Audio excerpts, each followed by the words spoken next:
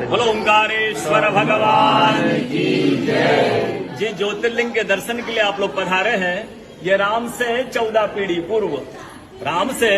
पीढ़ी पूर्व मानधाता राजा हुए हैं। शिव पुराण में उल्लेख है, जिन्होंने मां से ने पिता से जन्म लिया था। उनकी तपस्या से ये शिवलिंग प्रकट में स्थापित लिंग नहीं है।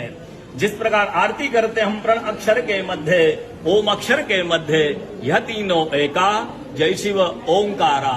एक ही शिवलिंग में ब्रह्मा विष्णु महेश निराकार धरती से प्रकट हुए हैं। इसलिए अखंड दीप है जो जल रहा प्राचीन समय से। एक ही दीपक में 3 बातियां लगातार जल रही है, ब्रह्मा विष्णु महेश की।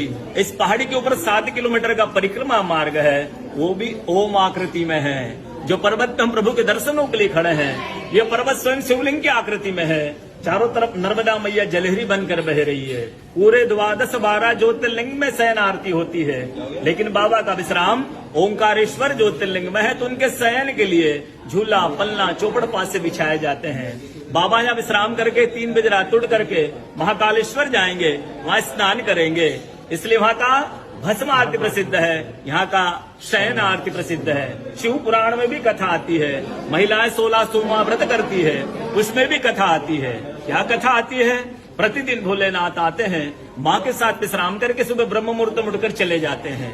एक दिन जब भोले बाबा माँ के साथ पधारते हैं, तो माँ पुजारी से पूछती, पुजारी हमें विश्राम के लिए जा रहे हैं, ये चौपड़ पासे में किन की जीत होगी? पुजारी बोलते कि आज ही भोले बाबा जीतेंगे। ऐसा बोलकर पुजारी घर चले जाते हैं।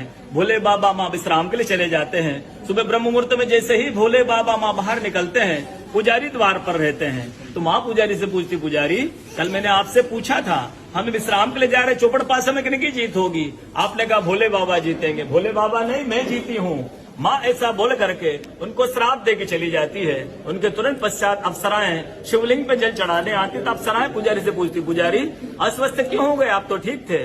फिर पुजारी बताते हैं, प्रतिदिन भोले बाबा माँ के साथ विश्राम करके चले जाते थे। कल भोले बाबा माँ के साथ पधारे, माँ ने मुझसे पूछ लिया, पुजारी हम विश्राम के लिए जा रहे, चौपड़ पासे में किनकी जीत होगी? मैंने कहा भोले बाबा जीतेंगे। भोले बाबा नहीं, माँ जीत गई, माँ मुझे श्राप दे के चली गई। अप्सरा बोलती, चिंता न करो, हम अंदर जाकर शिवलिंग की पूजा करके आते, फिर इसका उपाय बताएंगे। अप्सराएं अंदर जाकर के शिवलिंग की पूजा करके बाहर आकर बोलती, पुजारी आप 16 सोमवार व्रत कीजिएगा, व्रत करते ही स्वस्थ हो जाएंगे, व्रत करते ही ठीक हो जाएंगे। ये वो कथा का दर्शन ओंकारेश्वर ज्योतिर्लिंग में प्रतिदिन होता है। बोलो ओंकारेश्वर भगवान की